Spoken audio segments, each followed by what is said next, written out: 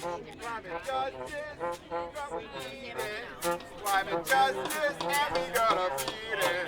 Climate justice is what we need right now.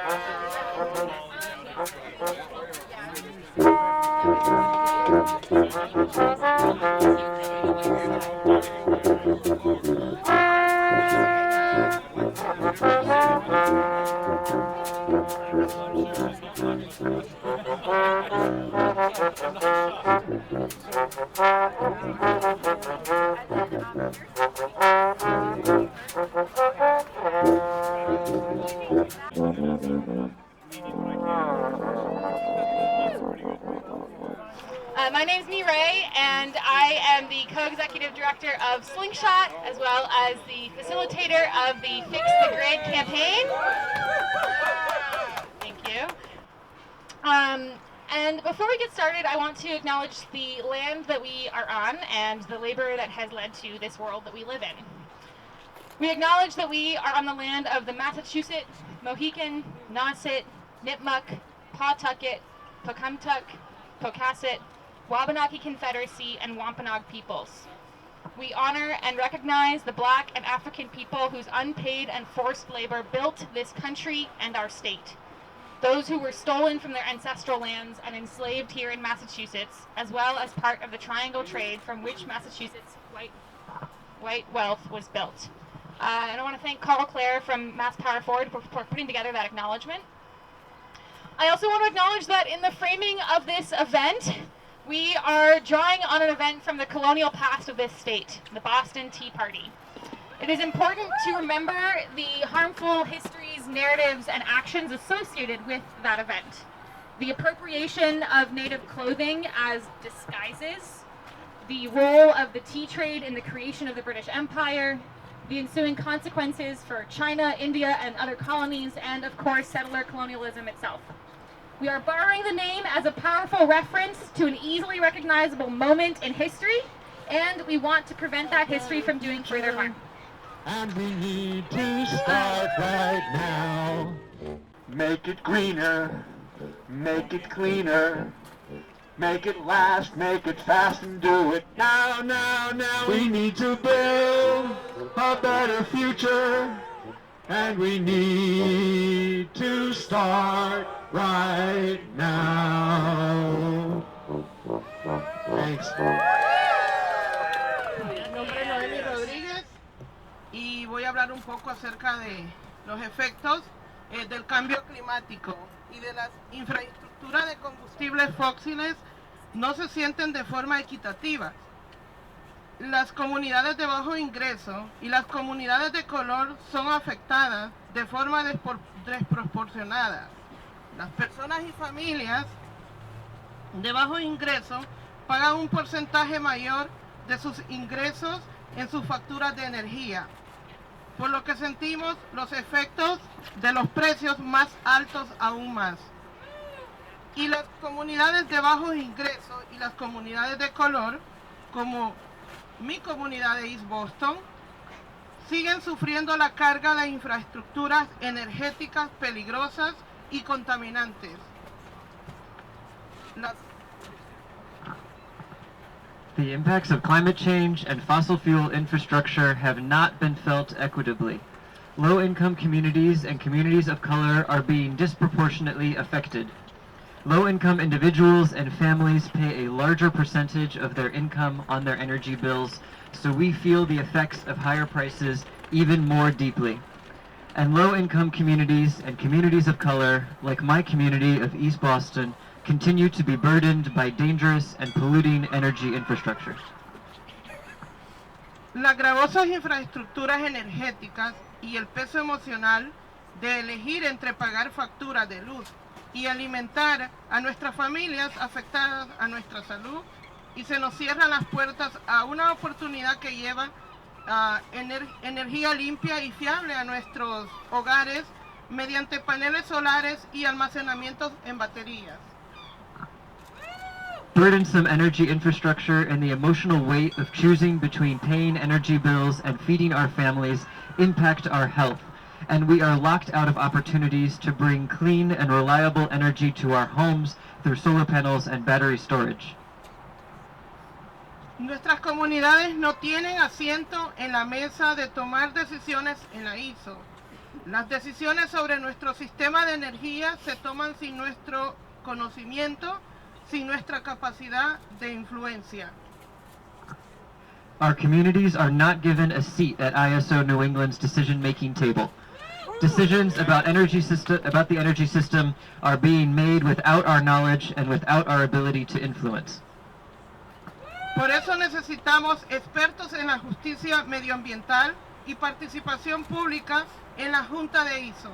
Nuestras voces deben ser escuchadas y los intereses de las comunidades de justicia medioambiental deben ser proporcionadas en nuestra transición hacia energía limpia. This is why we need environmental justice, expertise, and public participation at ISO New England. Our voices must be heard, and the interests of environmental justice communities must be prioritized as we transition to clean energy. Los ejecutivos de ISO ganan millones de salarios anuales y sin embargo nos mantienen enganchados a combustibles que están causando aumento de los precios para los contribuyentes de Nueva Inglaterra. Necesitamos un operador de red que sea transparente y rinda cuentas públicamente para que podamos opinar sobre el destino de nuestro dinero. Gracias. ISO New England executives make millions in annual salaries, yet they're keeping us hooked on fuels that are causing rising prices for New England ratepayers. We need a grid operator that's transparent and publicly accountable so we can have a say on where our money goes. Thank you. So you've heard from Gabe and Noemi about some of the problems with our electric grid, the symptoms of the status quo, the rate hikes, the over-reliance on fossil fuels, the lack of public participation. None of those challenges that we're facing are accidental. They are the result of deliberate choices made by decision makers at ISO New England and other regional bodies to exclude ratepayers from the process and to put profit over people. They know that our region is not on the path toward the just transition to clean energy that we need. We're on the path that maximizes the money in their pockets by design. But we won't accept that black box of decision making any longer. We will break open the system and demand a seat at the table. The days of undue influence from fossil fuel executives are coming to an end. Our collective power and our unified voice create a beam of transparency and accountability that is shedding light on ISO New England's inner workings. They can't hide from us. We are the ones who pay their salaries, the ones who breathe the dirty air their power plants spew into our communities, the ones whose future is at stake. We are the grid, and it's time for ISO New England to start acting like it. We demand open, accessible public participation in decision-making spaces. We demand direct levers of accountability between ISO New England and residents through state representation on the ISO New England Board of Directors. We demand to not just be listened to, but to be heard. While we may not be electrical engineers and spew the jargon of energy markets, we are still experts. Experts in our own perspective and experience.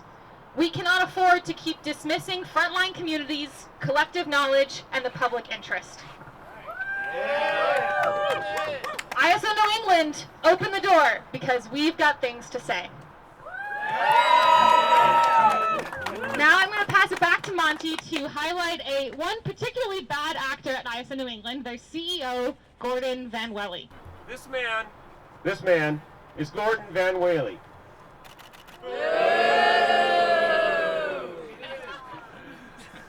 Gordon was appointed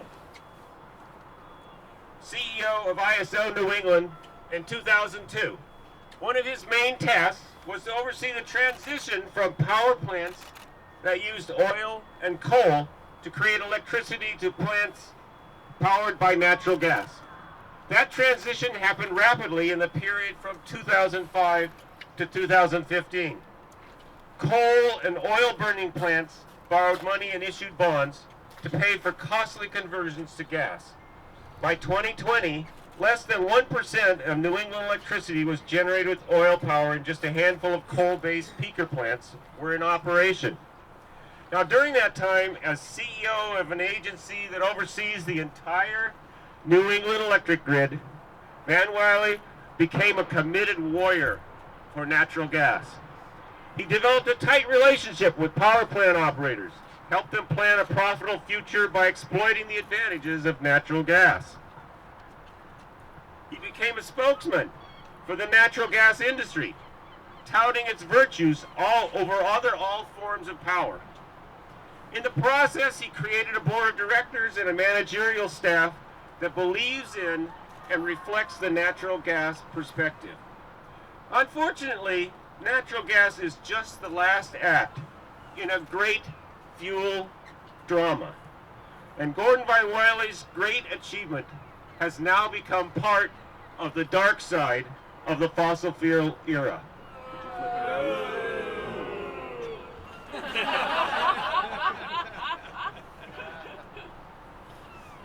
This is the dark side of the fossil fuel era. For years, ISO New England, its leadership, has promoted natural gas by words and by tilting the region's forward capacity market so that only natural gas can win in the bidding for power capacity. Since the Paris Agreement of 2016, ISO and Gordon Van Wiley have denied that climate change has anything to do with the electric power generating system. Fires in Australia and California, melting polar ice caps, and devastating droughts have not shaken their resolve. By the way, I drew this picture.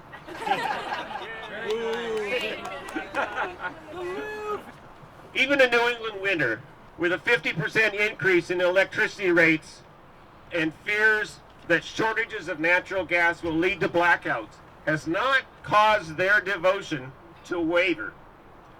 See if we flip the picture again. When an organization, a corporation, a government, or a nonprofit proves itself to be trapped in an obsolete, harmful organizational strategy, the sensible response is to bring in new management, people with new ideas and a new way of approaching organizational challenges. ISO New England has failed. It is time for new, climate-friendly leadership at ISO New England. It is time for Gordon Van Wiley to leave and help bring an end to the dark side of the fossil fuel era. Thank you all for coming today. Gordon's gotta go!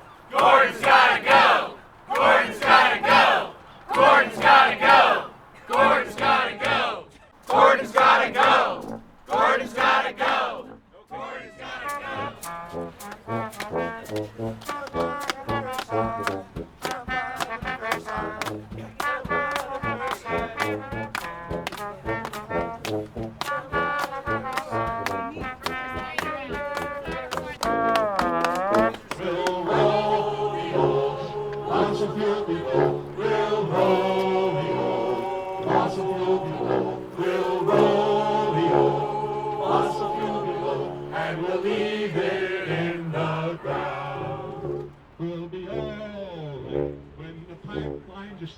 We'll be all right when the pipeline